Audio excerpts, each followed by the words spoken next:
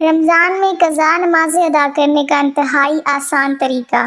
رسول اللہ صلی اللہ علیہ وسلم نے فرمایا، ہر انسان پر فرض ہے کہ وہ اپنے گزشتہ زندگی کی نمازوں کی قضا ادا کرے، اور رمضان۔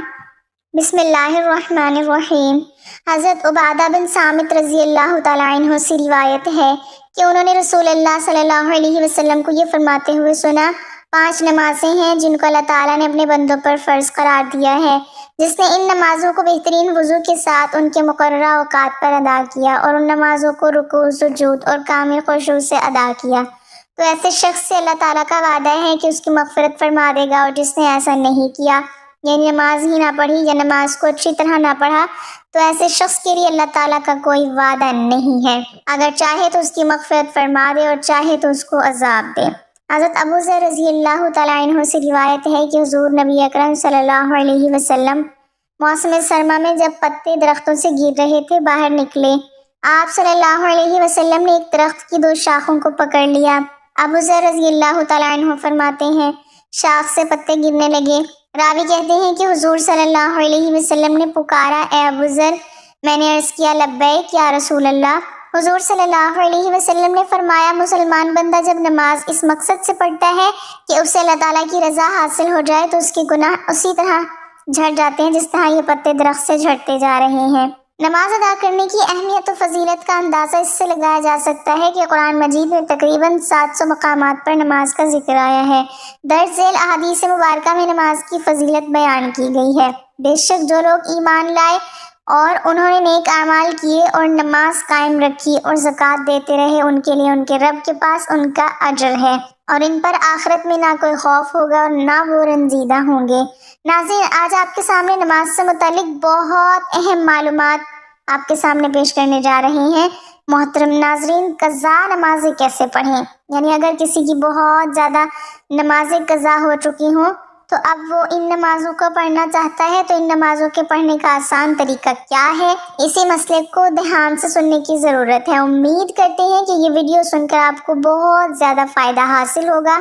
سب سے پہلے تو یہ جان لیجئے کہ جس نے کبھی بھی نماز نہ پڑھی ہو، اب اسے توفیق نصیب ہو رہی ہے، اور اگر وہ ان قضا نمازوں کو پڑھنا چاہتا ہے تو جب سے وہ بالغ ہوا ہے اس وقت سے نمازوں کا حساب لگائے، اور جتنی نمازیں اس کی قضا ہیں اگر وہ ان تمام نمازوں کو ادا کرنا چاہتا ہے لیکن اسے بالغ ہونے کی تاریخ یاد نہیں ہے، اسے معلوم نہیں ہے کہ کب وہ بالغ ہوا تھا، تو فقہاء کرام فرماتے ہیں کہ احتیاط اسی میں ہے کہ اگر عورت ہے تو پھر 9 سال سے، اور اگر مرد ہے تو پھر 12 سال سے بلوغت کا حساب لگائے، اور پھر اسی حساب سے جتنے سالوں کی قضا نمازیں اس کے اوپر ہیں ان تمام نمازوں کو ادا کریں۔ اور دوسری بات یہ بھی یاد رکھنے کے قابل ہے کہ قضا نماز ہر روز کی 20 رکعتیں ہوتی ہیں، یعنی قضا نمازوں میں سنت اور نوافل کی قضا نہیں ہوتی، صرف فرضوں کی اور وتر کی ہی قضا کی جائے گی، یعنی فجر کے 2 فرض، ظہر کے 4 فرض، عصر کے 4 فرض، مغرب کے 3 فرض اور عشاء کے 4 فرض اور 3 وتر، ان کی قضا کی جائے گی۔ اس کے علاوہ باقی جو سنتیں ہیں اور نوافل ہیں ان کی قضا نہیں کی جائے گی۔ اور قضا نماز کی نیت کیسے کرنی ہے؟ نیت کہتے ہیں دل کے پختہ ارادے کو، لیکن اگر زبان سے کہنا چاہیں تو پھر اس طرح سے بھی کہہ سکتے ہیں کہ میں نیت کرتی ہوں یا کرتا ہوں سب سے پہلے قضا ہونے والی فجر نماز کی واسطے اللہ تعالیٰ کے منہ میرا کعبہ کی طرف، اللہ اکبر۔ اور ایسے ہی ظہر کا کہیں گے سب سے پہلے قضا ہونے والی، عصر نماز کی سب سے پہلے قضا ہونے والی، مغرب نماز کی سب سے پہلے قضا ہونے والی، عشاء نماز کی اور سب سے پہلے قضا ہونے والے وطروں کی، یعنی جب بھی نیت کریں گے اسی وقت یہی کہیں گے کہ سب سے پہلے جو قضا ہونے والی ہے، جو نماز ہم ادا کر لیتے ہیں وہ ہمارے سر سے اٹھ جاتی ہے، اس سے ہم بری الذمہ ہو جاتے ہیں۔ اس کے بعد جو قضا ہونے والی نماز ہوتی ہے وہی ہماری سب سے پہلی قضا ہونے والی ہوتی ہے، کیونکہ جو پہلی ہماری قضا نماز تھی وہ ہم ادا کر چکے ہیں، اس سے بری الذمہ ہو چکے ہیں۔ اس کے بعد والی پھر ہماری سب سے پہلی قضا نماز کہلاتی ہے۔ اس طریقے سے ہم قضا نمازیں ادا کریں گے۔ تیسری بات یہ ہے کہ اگر کسی کی کثیر نمازیں قضا ہو چکی ہیں، اب اس بارے میں فقہاء کرام بیان کرتے ہیں کہ بہتر تو یہی ہے کہ جس طرح نماز پڑھی جاتی ہے اسی طرح مکمل نماز پڑھے، لیکن اگر کسی کی بہت زیادہ نمازیں قضا ہو چکی ہیں تو اس کے لیے تخفیف ہے۔ تخفیف کیا ہے؟ سب سے پہلی تخفیف تو یہ ہے کہ رکوع میں 3 مرتبہ تسبیح پڑھی جاتی ہے سبحان ربی العظیم، تو 3 مرتبہ کی جگہ 1 مرتبہ پڑھے، لیکن یہ بات ذہن میں رہے کہ جب وہ اچھی طریقے سے رکوع میں پہنچ جائے تو تب 1 مرتبہ تسبیح پڑھنا بھی کافی ہوگا، اور تسبیح مکمل ہو جانے کے بعد سمیع اللہ لمن حمیدہ کہہ کر کھڑا ہو جائے۔ اسی طرح سجدے میں جو تسبیح پڑھی جاتی ہے، سجدے میں بھی کم از کم 3 مرتبہ تسبیح پڑھی جاتی ہے، تو سجدے میں بھی 3 مرتبہ کی جگہ 1 مرتبہ تسبیح پڑھ لے تو یہ سجدہ ہو جائے گا۔ مطلب یہ کہ ہر رکوع اور سجدے میں صرف 1 مرتبہ تسبیح پڑھ لے تو کافی ہوگی۔ ایک تو تخفیف یہ ہوئی۔ دوسری تخفیف، جس طرح 4 رکعت فرض نماز پڑھ رہا ہے، یعنی ظہر کے ہیں، عصر کے ہیں، یا عشاء کے ہیں، یا مغرب کے 3 فرض ہیں، ان میں یہ ہے کہ تیسری اور چوتھی رکعت میں سورہ فاتحہ پڑھی جاتی ہے، لیکن اگر کسی کی بہت زیادہ نمازیں قضا ہو چکی ہیں تو اس میں یہ تخفیف ہے کہ سورہ فاتحہ کی جگہ 3 مرتبہ سبحان اللہ پڑھ لے، یعنی سبحان اللہ سبحان اللہ سبحان اللہ یہ پڑھ کر رکوع میں چلا جائے۔ دوسری تخفیف یہ ہو گئی۔ تیسری تخفیف یہ ہے کہ قاعدہ آخر میں، یعنی جب نماز ختم ہوتی ہے تو پڑھتے ہیں التحیات، مکمل کرنے کے بعد درود پاک پڑھا جاتا ہے اور درود پاک کے بعد دعا پڑھی جاتی ہے۔ اس میں یہ ہے کہ التحیات پڑھنے کے بعد درود پڑھنے کی جگہ صرف اتنا پڑھ لے، یا اتنا درود پاک کی کلمات پڑھے، اللہم صلی علی محمد وعلی آل محمد۔ یہ تیسری تخفیف ہے۔ اس کے بعد پھر سلام پھیر لیں، یعنی مکمل درود پاک اور دعا نہ پڑھنے کی اجازت ہے۔ یہ تخفیف ہے اس شخص کے لیے جس کی کثیر تعداد میں نمازیں قضا ہوئی ہوں۔ اور چوتھی تخفیف یہ ہے کہ جو وتر نماز ہے، تیسری رکعت میں سورت ضرور ملانی ہے۔ فرضوں میں تیسری اور چوتھی رکعت میں سورہ کی جگہ 3 مرتبہ سبحان اللہ پڑھ لینا کافی ہے، لیکن وتر کی جو نماز ہے اس میں تیسری رکعت میں سورہ فاتحہ بھی پڑھی جائے گی اور دوسری صورت بھی ملانی ضروری ہے۔ اب اللہ اکبر کہہ کر دعائے قنوت پڑھی جاتی ہے، لیکن دعائے قنوت کی جگہ اگر وہ رب اغفر لی رب اغفر لی رب اغفر لی یہ 3 مرتبہ پڑھ لے، یا پھر 1 مرتبہ پڑھ کر رکوع میں چلا جائے تو تب بھی اس کی نماز بالکل درست ہے۔ قضا نمازوں کے لیے اس تخفیف کے ساتھ اگر نماز پڑھیں گے تو آپ کی جو بہت زیادہ نمازیں قضا ہو چکی ہیں وہ بہت جلد ادا ہو جائیں گی۔ فقہائے کرام بیان کرتے ہیں کہ اس طریقے سے اس تخفیف کا فائدہ اٹھا کر جس شخص کی زیادہ نمازیں قضا ہو چکی ہیں وہ اپنی نمازوں کو جلد ادا کر کے فرائض سے بری الذمہ ہو جائیں۔ اور یاد رکھیے قضا نمازوں کے ساتھ ساتھ توبہ کرنا ضروری ہے، کیونکہ نمازیں جو قضا ہوئی ہیں ان کا گناہ ہے تو گناہ سے توبہ کرنا لازمی ہوتا ہے۔ ایک تو نماز ادا کریں گے، اس کے بعد پھر سچے دل سے توبہ کریں تو اس آسان طریقے سے اپنی قضا نمازوں کو ادا کر کے اللہ کی بارگاہ میں سرخرو ہو جائیں گے۔ اللہ عمل کی توفیق عطا فرمائے۔ اگر کسی شخص نے بلوغت کے کافی عرصہ گزر جانے کے بعد نماز پڑھنا شروع کی ہو، یا کبھی پڑھتا ہو اور کبھی چھوڑ دیتا ہو، تو اس پر لازم ہے کہ زندگی سے متعلقہ ضروری کاموں کے علاوہ سب کام چھوڑ کر نمازوں کی قضا شروع کر دے۔ وہ اس وقت تک قضا نمازیں ادا کرتا رہے جب تک اس کے غالب گمان کے مطابق تمام قضا نمازیں ادا نہ ہو جائیں۔ اگر اس دوران اس کو موت آ گئی تو اللہ تعالیٰ کے فضل سے امید ہے کہ اس کی بخشش ہو جائے گی۔ اللہ پاک ارشاد فرماتا ہے، اور جو شخص بھی اپنے گھر سے اللہ اور اس کے رسول صلی اللہ علیہ وسلم کی طرف ہجرت کرتے ہوئے نکلے، پھر اسے راستے میں ہی موت آ پکڑے تو اس کا اجر اللہ کے ذمے ثابت ہو گیا، اور اللہ بڑا بخشنے والا مہربان ہے۔ اور اگر کوئی شخص ایسا نہ کر سکے تو اس سے کم درجہ یہ ہے کہ ہر نماز کے ساتھ ایک یا جس قدر ممکن ہو قضا نماز پڑھتا رہے۔ قضا نمازوں کے صرف فرائض اور وتر ادا کرے، مثلاً پورے دن کی قضا نمازیں ادا کرنی ہو تو پھر کل 20 رکعت اس طرح ادا کرے: 2 فرض فجر، 4 فرض ظہر، 4 فرض عصر، 3 فرض مغرب، 4 فرض عشاء بما 3 وتر۔ اس طرح نیت کرے، مثلاً میں اپنی گزشتہ فجر کی نماز ادا کرنے کی نیت کرتا ہوں جس کا میں نے وقت پایا اور ادا نہیں کی۔ ہر قضا نماز کی اسی طرح نیت کر، یعنی دل میں ارادہ کرے، زبان سے کہنا بہتر ہے، ضروری نہیں۔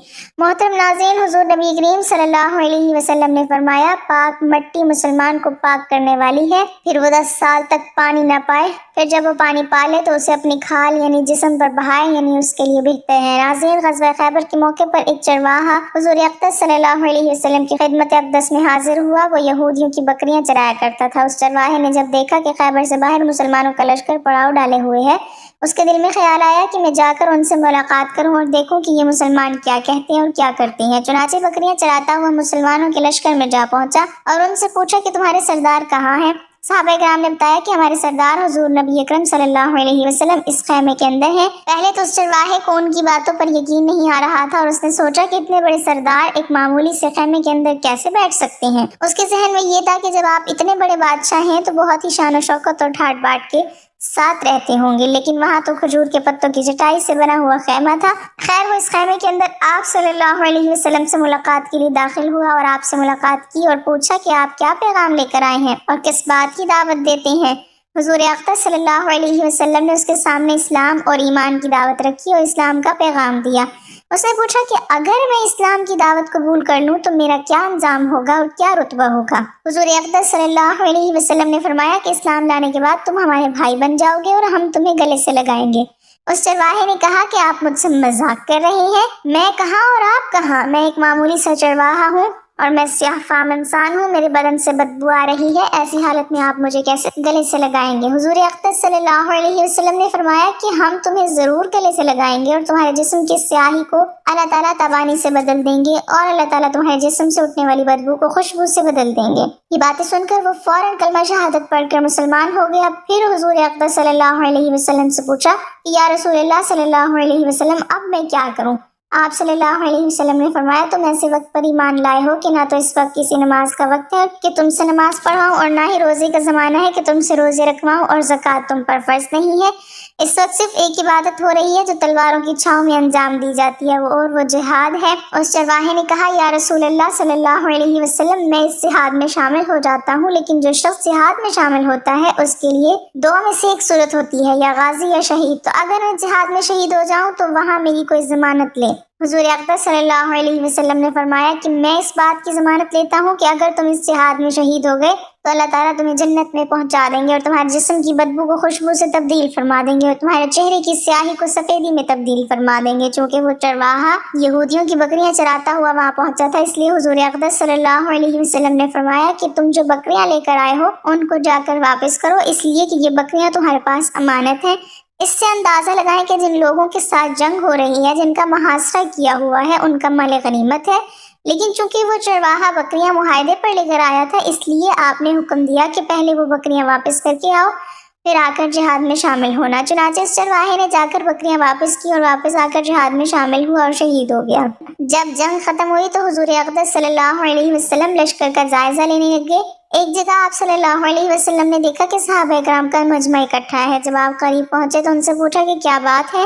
صحابہ کرام نے فرمایا جو لوگ جنگ میں شہید ہو گئے ان میں سے ایک آدمی ایسا بھی ہے کہ جس کو ہم میں سے کوئی نہیں پہچانتا۔ جب آپ صلی اللہ علیہ وسلم نے دیکھا تو فرمایا کہ تم اس شخص کو نہیں پہچانتے مگر میں اس شخص کو پہچانتا ہوں، یہ چرواہا ہے اور یہ وہ عجیب و غریب بندہ ہے جس نے اللہ کی راہ میں ایک بھی سجدہ نہیں کیا، اور میں اس بات کی گواہی دیتا ہوں کہ اللہ تعالیٰ نے سیدھا اس کو جنت الفردوس میں پہنچا دیا ہے، اور میری آنکھیں دیکھ رہی ہیں کہ ملائکہ اس کو غسل دے رہی ہیں اور اس کی سیاہی سفیدی میں تبدیل ہو گئی ہے اور اس کی بدبو خوشبو سے تبدیل ہو گئی ہے۔ ناظرین اندازہ کریں اور دیکھیں اگر کچھ عرصہ پہلے اس چرواہے کو موت آ جاتی تو سیدھا جہنم میں چلا جاتا، اور اب اس حالت میں موت آئی ہے کہ ایمان لا چکا ہے اور سرکار دو عالم صلی اللہ علیہ وسلم کا غلام بن چکا ہے۔ نماز کے لغوی معنی دعا کے ہیں۔ قرآن میں فرمانے اللہ ہے اے پیغمبر ان لوگوں کے اموال میں سے صدقہ وصول کرو جس کے ذریعے تم انہیں پاک کر دو گے اور ان کے لیے باعث برکت بنو گے، اور ان کے لیے دعا کرو، یقیناً تمہاری دعا ان کے لیے سراپا تسکین ہے، اور اللہ ہر بات سنتا اور سب کچھ جانتا ہے۔ جبکہ فرمان نبوی ہے جب تم میں سے کسی کو دعوت دی جائے تو وہ اسے قبول کر لے، پھر اگر وہ روزے سے ہو تو دعا کرے اور اگر روزے سے نہ ہو تو کھانا کھا لے۔ حشام بن حکم نے جعفر صادق سے سوال کیا نماز کا کیا فلسفہ ہے کہ لوگوں کو کاروبار سے روک دیا جائے اور ان کے لیے زحمت کا سبب بنے؟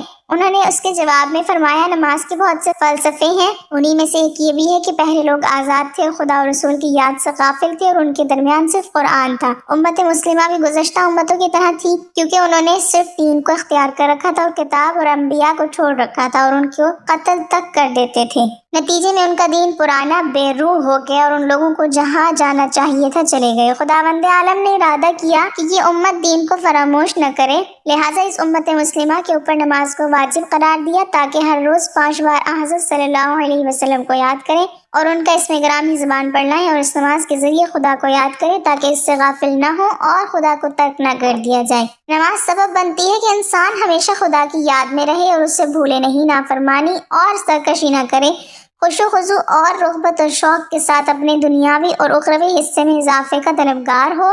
اس کے علاوہ انسان نماز کے ذریعے ہمیشہ اور ہر وقت خدا کی بارگاہ میں حاضر رہے اور اس کی یاد سے سرشار رہے۔ نماز گناہوں سے روکتی اور مختلف برائیوں سے منع کرتی ہے۔ سجدے کا فلسفہ غرور، تکبر، خودخواہی اور سرکشی کو خود سے دور کرنا اور خدائے وحدہ لا شریک کی یاد میں رہنا اور گناہوں سے دور رہنا ہے۔ آپ صلی اللہ علیہ وسلم کی امت میں سے ہر اس شخص کی کبیرہ گناہوں کی بخشش جس نے اللہ کے ساتھ شرک نہ کیا ہوگا۔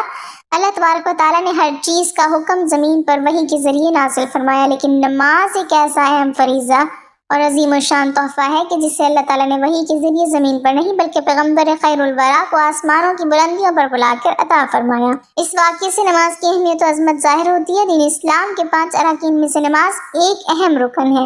نماز کو آنکھوں کی ٹھنڈک قرار دیا گیا۔ نماز مومن بندے اور کافر میں تمیز کرنے والی کسوٹی ہے۔ نماز سے دلوں کو سکون و قرار حاصل ہوتا ہے۔ نماز قرب الہی کا بہت بڑا ذریعہ ہے۔ قیامت کے دن سب سے پہلا پرچہ اور لازمی سوال نماز کا ہوگا۔ اس پیپر میں کامیاب تمام امتحانی پرچوں میں کامیاب قرار پائے گا۔ اس میں ناکامی پر عذاب الہی کا معجب بنے گا۔ آپ صلی اللہ علیہ وسلم جب واپس آتے ہوئے جناب حضرت موسیٰ کلیم اللہ کے پاس سے گزرنے لگے تو انہوں نے پوچھا کہ اللہ تعالیٰ نے آپ کو کیا حکم دیا ہے؟ آپ نے فرمایا اللہ تعالیٰ نے میری امت پر ہر دن اور رات میں 50 نمازیں فرض کی ہیں۔ حضرت موسیٰ نے کہا آپ کی امت ہر دن رات میں 50 نمازیں پڑھنے کی طاقت نہیں رکھتی، لہٰذا رب تعالیٰ کے پاس جاؤ اور تخفیف کرا لو، کیونکہ میں نے بنی اسرائیل کو آزمایا ہے اور اس تجربے کی روشنی میں کہتا ہوں کہ آپ کی امت اس کی طاقت نہیں رکھتی۔ نبی صلی اللہ علیہ وسلم فرماتے ہیں کہ میں دوبارہ سدرات المنتہا کے پاس گیا اور اللہ تعالیٰ سے نمازیں کم کرنے کی درخواست کی تو رب العالمین نے 5 نمازیں کم کر دی۔ پھر حضرت موسیٰ علیہ السلام کے پاس سے گزر ہوا تو انہوں نے کہا کہ یہ بھی زیادہ ہیں اور کم کرا لو۔ رسول اللہ صلی اللہ علیہ وسلم فرماتے ہیں کہ میں بار بار تخفیف کی گزارش کرتا رہا، آخرکار اللہ تعالیٰ نے فرمایا آپ کی امت 5 نمازیں پڑھا کرے تو میں اجر 10 کا دوں گا اور ایک نیکی کا اجر ہمارے ہاں 10 گنا ہے۔ آپ کی امت 5 نمازیں پڑھے گی، ان کے اعمال نامہ میں 50 درج کی جائیں گی، یعنی 50 نمازوں کا اجر و ثواب ملے گا۔ پڑھنے میں 5 اور ثواب کے لحاظ سے 50۔ نبی رحمت صلی اللہ علیہ وسلم نے اس موقع پر ارشاد فرمایا جو نیکی کا ارادہ کرے گا اس کے لیے نیکی کرنے سے پہلے ہی ایک نیکی لکھتی جاتی ہے۔ سبحان اللہ۔ غور فرمائے کہ 5 نمازوں کا اجر 50 کا پائیں۔ آج کتنے لوگ ہیں جو نمازیں پڑھتے ہیں؟ اگر میں یوں کہوں تو بجا ہوگا کہ 5% مسلمان نمازی ہیں، لیکن ہم معراج بڑی دھوم دھام سے مناتے ہیں، کھانے اعلیٰ سے اعلیٰ قسم کے پکتے ہیں، جلوس نکالے جاتے ہیں، مسجدوں مزاروں سرکاری اور غیر سرکاری اداروں اور عمارتوں پر چراغاں کیا جاتا ہے، کوئی روزہ رکھتا ہے تو کوئی رات کا قیام کرتا نظر آتا ہے، حالانکہ شریعت محمدیہ میں ان رسومات کا کوئی ثبوت نہیں۔ معراج کی اصل روح نماز سے ہم غافل ہیں، جس چیز کا ثبوت نہیں اس کا اہتمام کیا جاتا ہے اور جس چیز کی کرنے کا حکم دیا گیا اس کی پرواہ نہیں۔ نماز من جانب اللہ تحفہ ہے، اس کی قدر کریں۔ غور فرمائے کہ ہمارا کوئی عزیز رشتہ دار ہمارے گھر تحفہ لے کر آ جائے اور ہم اسے قبول نہ کریں یا قدر نہ کریں تو وہ ہمارے ساتھ تو تعلقات ختم کرنے کو تیار ہو جاتا ہے۔ کیا رب العالمین کا ہم پر اتنا بھی حق نہیں کہ ہم نمازیں پڑھ کر اس کے تحفے کو قبول کریں؟ نمبر 1، عمدن نماز چھوڑنا کفر ہے۔ نمبر 2، جس شخص کی عصر کی نماز فوت ہو گئی اس کا گھر اور مال تباہ و برباد ہو گیا۔ نمبر 3، جو 5 نمازوں کی حفاظت نہیں کرتا وہ قیامت کے دن فرعون قارون ابن ابی خلف کے ساتھ ہوگا۔ نمبر 4، مسلمان بندے اور کفر کے درمیان فرق نماز کا چھوڑنا ہے۔ نمبر 5، ان حدیث کی روشنی میں ہمیں سوچنا ہوگا کہ نماز چھوڑنا کتنا بڑا سنگین جرم ہے۔ نماز کا چھوڑنا اللہ کے تحفے کی ناقدری اور قبول نہ کرنے کے مترادف ہے۔ نماز چھوڑنا اللہ اور اس کے رسول صلی اللہ علیہ وسلم کے حکم کا انکار ہے۔ میرے خیال میں جہاں عوام نماز چھوڑنے میں مجرم ہے وہاں حکمران بھی پیچھے نہیں۔ تارک نماز کا کوئی بھی عمل اللہ کے ہاں قابل قبول نہیں، نہ حج، نہ قربانی، نہ روزے، نہ صدقہ و خیرات۔ شب معراج کا قیام کرنے والے کو روزہ رکھنے سے کوئی فائدہ نہیں ہوگا۔ دعا کرتے ہیں اللہ تعالیٰ حضور اکرم صلی اللہ علیہ وسلم کے صدقہ وسیلہ جلیلہ سے ہمیں دین اسلام پر چلنے کی توفیق عطا فرمائے اور ہمیں بھی جنت الفردوس میں اعلیٰ مقام عطا فرمائے، آمین ثم آمین۔ ناظرین، کمنٹ باکس میں اللہ تعالیٰ کے 99 ناموں میں سے ایک نام ضرور ٹائپ کریں۔